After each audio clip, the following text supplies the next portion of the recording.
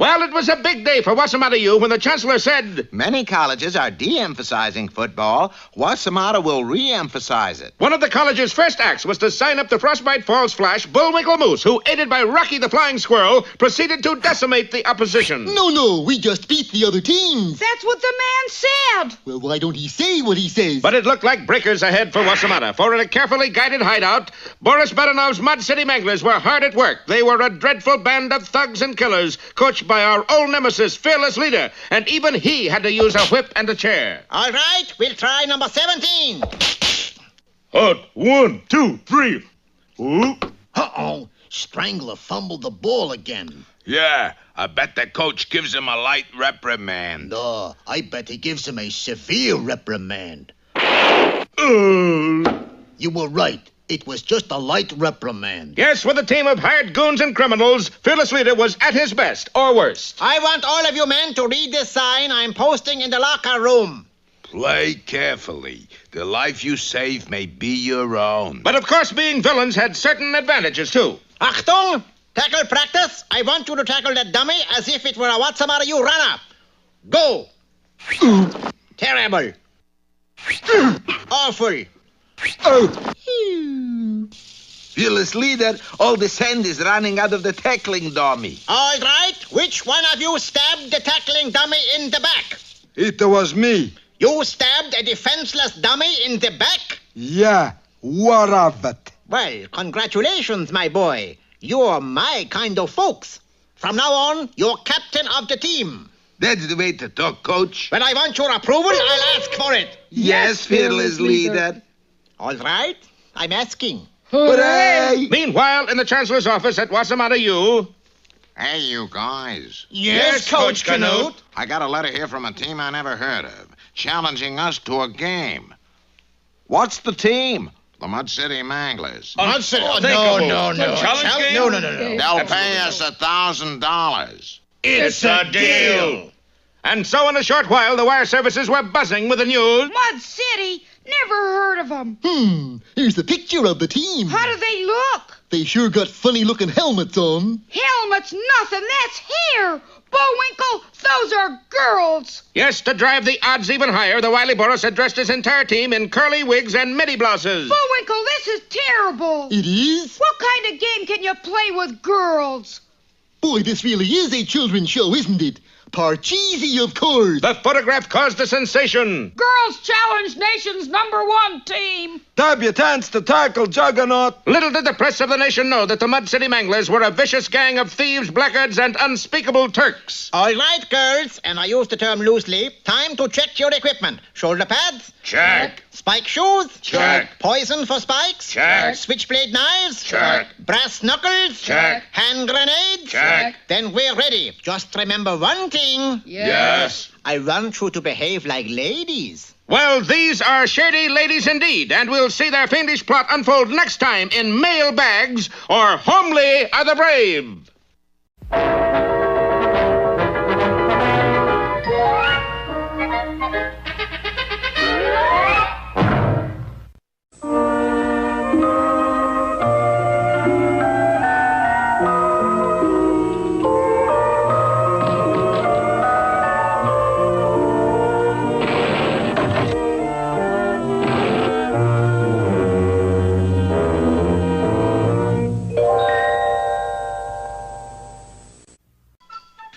Once upon a time, there was a young prince who ventured into the woods in search of game. Somehow, during the course of the day, he became lost, for he found himself in a part of the forest where he had never been before. He was tired and hungry, and it was growing very late. Just then, he saw a light, and there, a short distance away, stood a great castle. Rushing up the path, he knocked on the huge door.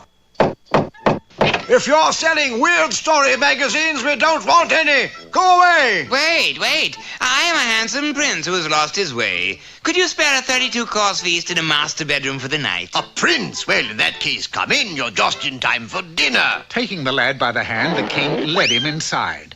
When they entered the main dining room, the prince was shocked at what he saw. There were 7 chickens sitting around the table. And they, along with the king, proceeded to peck away at the dishes of corn that sat before them.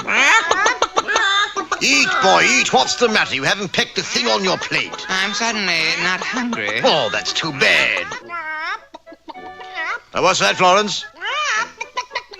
Oh, this is very funny.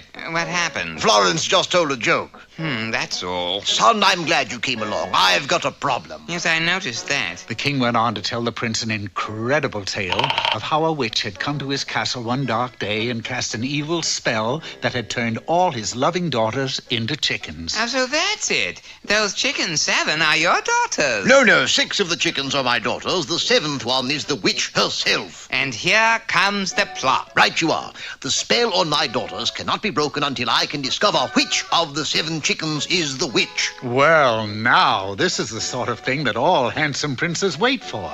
The next morning, he got up with the chickens and set about his task. It's no use, my boy. Chickens have a nasty habit of looking just alike. Well, that's true, but they don't think alike.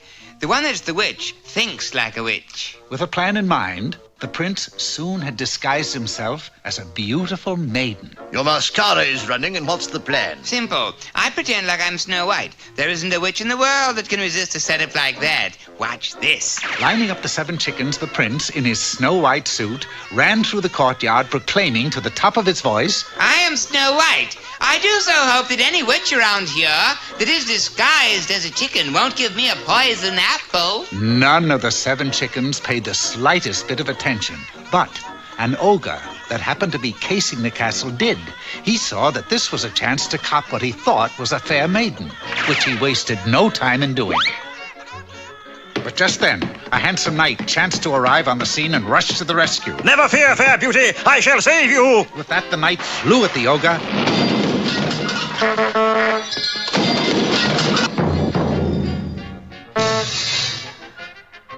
The prince was saved and his troubles were over. Almost. Ah, fair maiden, you are truly lovely. I know, but knock it off, knight. I'm not a maiden. Your eyes, your lips, your... Okay, you asked for it. Aha, the lady has fire. Wait, dear one, wait, come back. The prince was not used to running with the dress on, but he did manage to make it back to the castle well ahead of the pursuing knight. What happened? Never mind. Help me out of this fair maiden disguise before anything else happens. But before they could do this, the 7 chickens came clucking into the courtyard and gathered round the prince to see what the commotion was. Girls, not now. Go away. The prince grabbed a broom and started swinging to shoo them away. All chickens being afraid of brooms, they scattered like, chickens. That is all but one. That chicken snatched the broom from the prince, hopped on, and flew it around and around. Your Highness, look at that. Must say I never saw a chicken do that before. Of course not. Only witches fly brooms, so that's the chicken that is a witch. The prince had guessed the secret, and the spell was broken. Not only did the witch turn back into a witch, but the 6 chickens were turned back into the king's beautiful daughters. Party pooper! My boy, you did it. As a reward, I'm going to give you a chest of gold and any daughter you wish to be your bride. Heavens, it's going to be hard to choose. They're all so beautiful. Unfortunately, however, before he could make up his mind, the knight, who still thought the prince was a fair maiden, galloped in and swept him off his feet. Now, lovely one, you and I, we fly away together. Up and away! No. Well, now, needless to say, the poor prince did not get the chest of gold, and he was never to get one of the beautiful daughters to be his bride. Of course, his mother had told him that there would be days like that, but she had forgotten to warn him about the nights.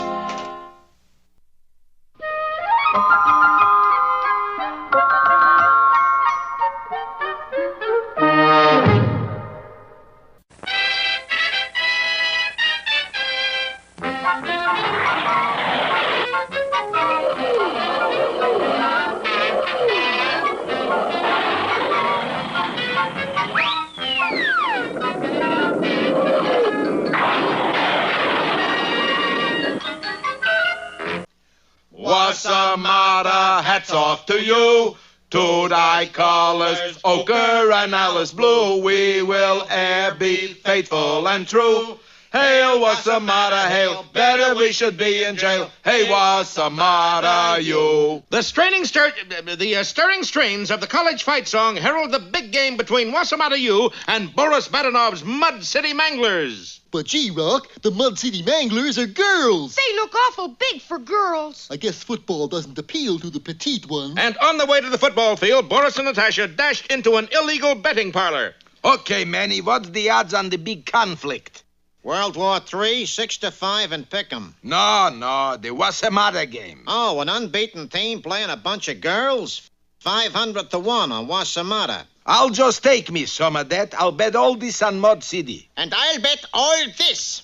Fearless leader, where did you get all the loot? Bad enough, that is the entire contents of the Pennsylvania Treasury. You carry the treasury wherever you go? You don't think I'd leave it with those crooks in my government, do you? Who says you can't take it with you? All right, boys, you got a bet, but you're throwing your money away. Who says? I hope he's wrong, and you're right, Badinov. Oh, I am. Because there's something else I always carry around with me. A cheery smile? No, my own firing squad. Oh, boy. Natasha, we really got to make sure of this one. But, darling, we already got fiendish plans. We can't take chances. This time our fiendish plan will have a fiendish plan. And back in our hero's dormitory room... Come on, Bullwinkle, it's time we left for the game. Just a sec, Rock. I'm still studying these new plays. Why? The only play you know is the forward pass. Besides, you're not the quarterback. No, I'm the all-back. Fullback. Yeah. Oh, if our boys only knew, for at that moment, the Wossamotta quarterback, Bob Waterbucket, was receiving a caller. I don't wear a collar. My neck's too big. Not a collar, a caller. Oh, Emergency telegram for Bob Waterbucket. that's me. Well, read it. It's got long words in it. Oh, very well. It says your aunt in a Zuzi fell down and broke her crown. You should rush right out there. But I can't. I gotta call the big game. In that case, here's another telegram. The president has just declared the national emergency. You're drafted. I'll get a deferment. I gotta call the big game. Oh, boy. In that case, here's my third and last emergency telegram. Nothing can stop me from calling that game. It's from a professional football team. They want to hire you for... You're not going to call the game? Sure, I'm calling it off. As a result of Waterbucket's sudden departure, Coach Rocky Canute had a tough decision to make. Okay, Moose, you're quarterback. Boo! Oh, come on, fellas. Even the Moose should be able to beat a team of schoolgirls. But as we know, the Mud City Manglers are only disguised as girls. Actually, they're a tough bunch of thugs and plug uglies. But, Boris, suppose the moose remembers all the plays. What plays? I got the only other copy of the diagrams here. Then what was Moose studying? The diagrams I substituted for them. Which were? For 3 weeks, the Moose has been studying battle plans for the Civil War. Well, it looks as if the South may rise again. Don't miss Mine Eyes Have Seen the Gory or Mooses in the Cold, Cold Ground. Hi, poetry people. Today's poem is the saga of a singing waiter, Tommy Tucker. That's me. Little Tommy Tucker sings for his supper. What shall he have? Brown bread and butter. How shall he... Waiter? Sir? How's the Irish stew tonight? Oh, the taters are old and the meat is a fright. Everything is left over from Saturday night. We sweep it all up, put it into a pot, and tell you it's real Irish stew that we got. What about the chicken liver? Way down upon the Swanee River, far, far away, 2, 3, 4. There, they embalm our chicken liver, and that's what you get today. Maybe I'll just have salad with Russian dressing. Russian dressing! Tomatoes, beets, and ketchup. We used to make it red. Just put it on your salad, and you'll wish that you were dead. Hey! Psst. Tommy Tucker, I got something for you. What is it, boss? My brown bread and butter? No, this. How about that? 5 minutes on the job, and already I got a raise.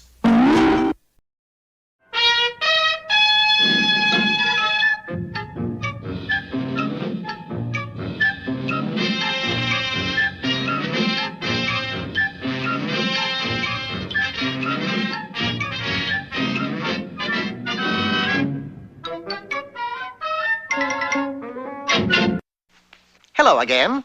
And if you haven't already guessed, it's Peabody and Sherman here. Say hello, Sherman. Hello. Very good.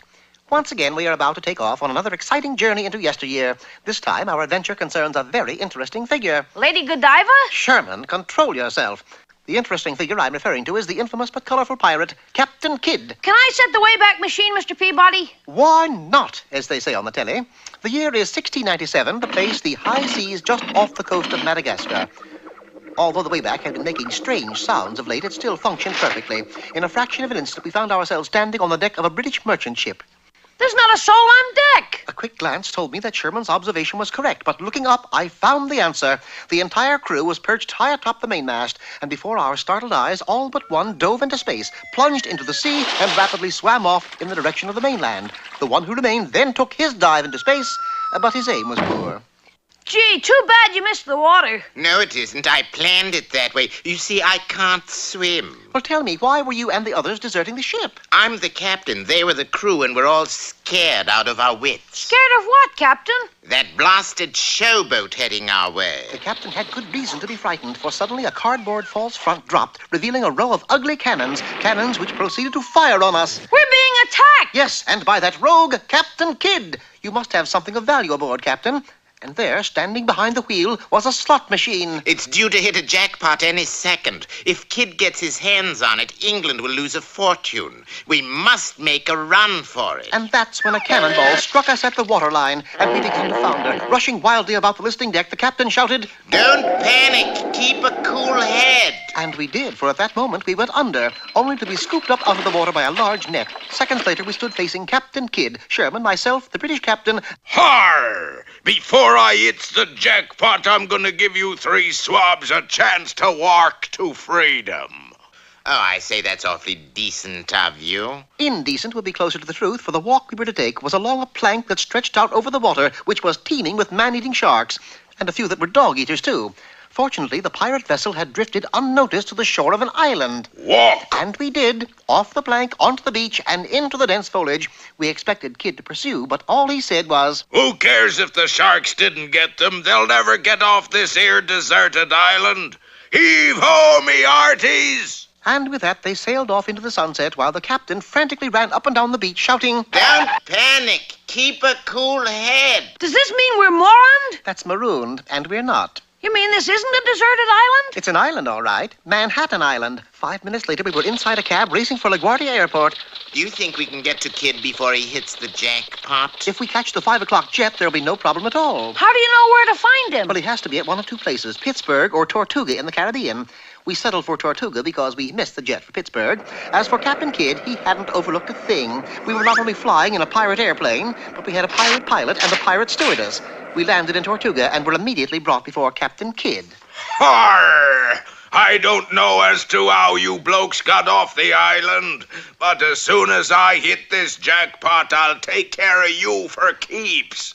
Now, you're a sporting man, Captain Kidd. Would you care to make a wager? On what? On whether you hit the jackpot on the first pull. If you do, you get the money, and we are at your mercy. And if I don't? We get the slot machine and our freedom. Mr. Peabody! Quiet, Sherman. Not only that, I'll provide the nickel.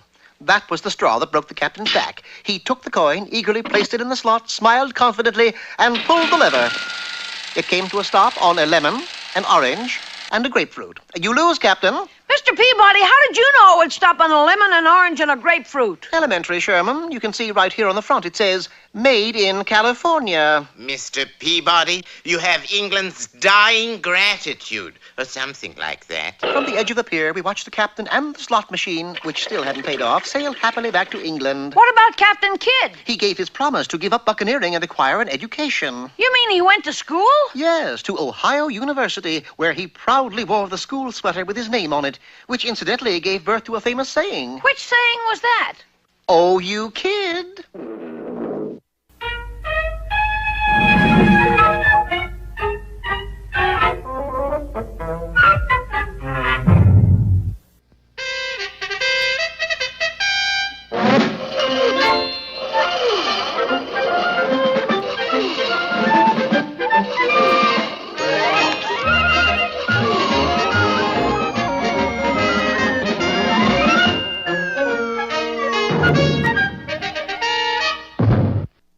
Well, there's no turning back now. There really is going to be a game between the Mud City Manglers and the Wossamotta U Pigeons. What's more, Bullwinkle is now our quarterback. And what's more, these are the diagrams of the plays we're gonna play. And what's more, they're the wrong diagrams. Yes, Boris had switched diagrams, and the hapless moose was now going over a set of battle plans of the Civil War. Or as we call it, the war between the states. Now, wait a minute. Who are you? Colonel Jefferson Beauregard Lee, sir.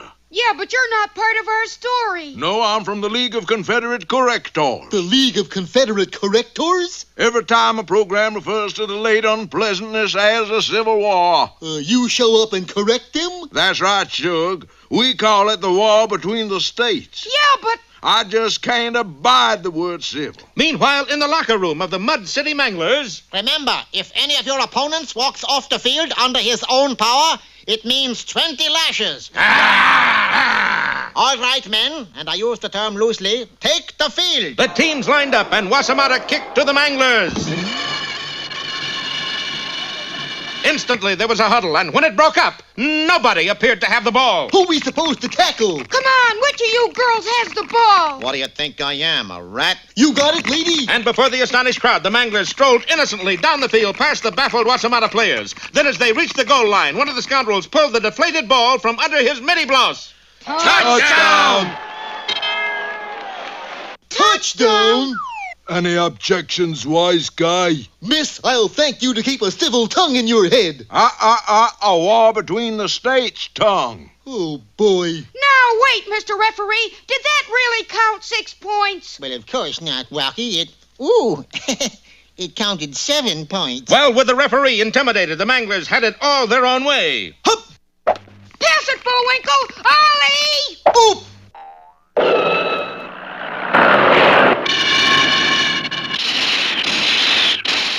Incomplete. The pass? The ball. Are yous ready, Gertrude? Let's have it, Sybil. War between I said Sybil, not civil. Sorry, ma'am. Play the game! Play the game! It was easier said than done. We're close enough to try a little field goal, Bullwinkle. Just kick it between the goalposts. Right, Rock. Hup! The kick looked good until two Manglers moved the goalposts. At this rate, we'll never win. We'll be lucky to lose. But on the next play... Bullwinkle, look at this. Good heavens, Rock! You've scalped the scatback. Scout nothing. This is a wig. Bullwinkle, they aren't girls at all. Oh, darn. What's the matter? I was going to ask the halfback to the prom tonight. Well, anyway, it's our ball. Yeah, but look at that defensive line. Hokey smoke, they've dug trenches. And they've all got guns. Mr. Referee, how about calling a penalty? Oh, I will, Rocky. 5 yards against Wossamotta for delaying the game. Don't you have any courage? Yes, but I've also got a wife and kiddies. And with the score 7-0, the hands of the clock crept closer to defeat for our boys and triumph for Boris Badenov. Don't miss our next episode, Bullwinkle's Battle Plans or Civil War between the states defense. That is not funny. I know. I can't abide jokes, neither.